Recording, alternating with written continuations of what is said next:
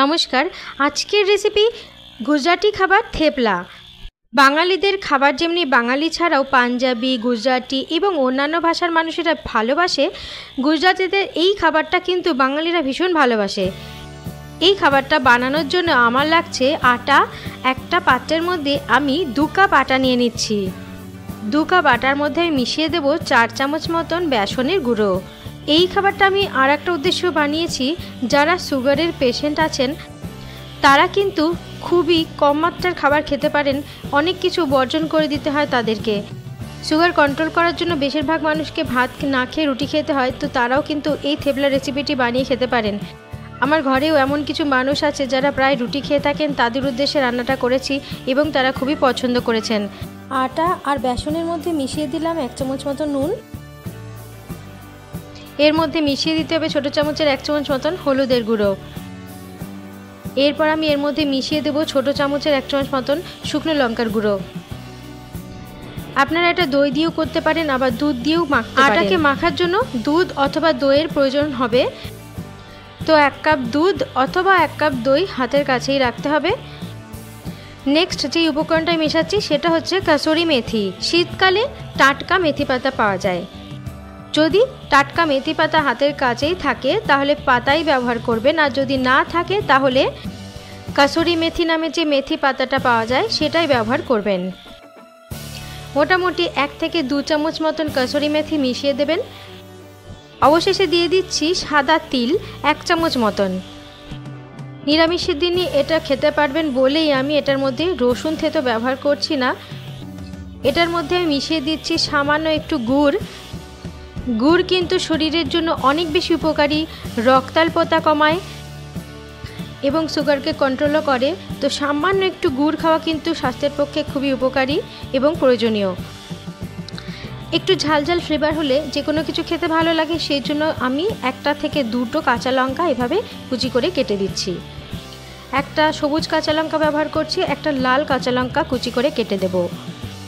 বাঙালিরা যখনই ট্রেনে যাত্রা করেন অথবা কোথাও পিকনিকে যান অথবা ঘুরতে যান, তখনই কিন্তু প্রায় পরোটা অথবা রুটি অথবা আলুর পরোটা নিয়ে যেতে পছন্দ করেন। এই থেপলা যদি আমরা একবার বানিয়ে নিয়ে যাই তাহলে কিন্তু জার্নিটা আরও বেশি ভালো হবে। বাচ্চা থেকে বড়রা সবাই কিন্তু এনজয় করতে পারবে এমন একটি খাবার এটা। কোথাও ঘুরতে যাওয়ার সময় অনেক কিছু বয়ে নিলে অনেক লাগেজ হয়ে যায়, তো এই ধরনের একটা খাবার যদি আপনারা টিফিন বক্সে নিয়ে যান, সাথে অবশ্যই একটু আচার, আর কিচ্ছু লাগবে না। সকালের জল খাবার হিসাবে খান, দুপুরের লাঞ্চ অথবা রাতের ডিনার হিসাবে, সব সময় কিন্তু এটা একটা মজার রেসিপি। সব কিছুকে মাখার জন্য 1 কাপ মতন দুধ নিয়ে নিয়েছি। প্রয়োজনে অল্প জল দিয়ে আমি পুরো আটাটাকে মেখে নেব।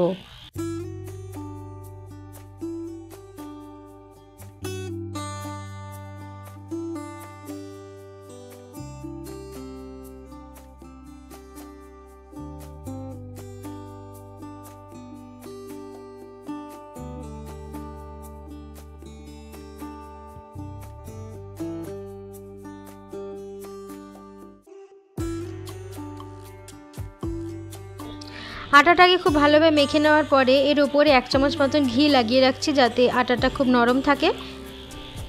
আপনারা ঘি, বাটার অথবা সাদা তেল, 3টের যে কোনো একটি দিয়ে রান্নাটা করতে পারেন।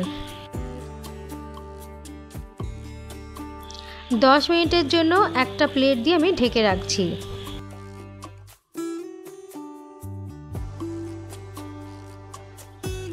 দশ মিনিট পরে যেভাবে আমরা রুটি বানাই, একদম পাতলা পাতলা করে বেলে নিতে হবে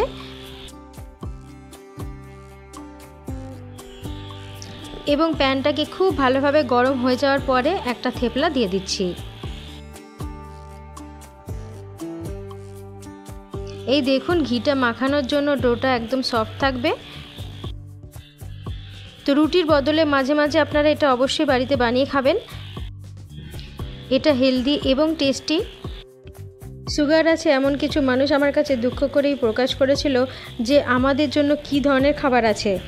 তো তাদের জন্য আমি পনিরের পুর ভরা বিটের একটা পরোটা রেসিপি শেয়ার করেছিলাম, অনেকেই খুব পছন্দ করেছেন।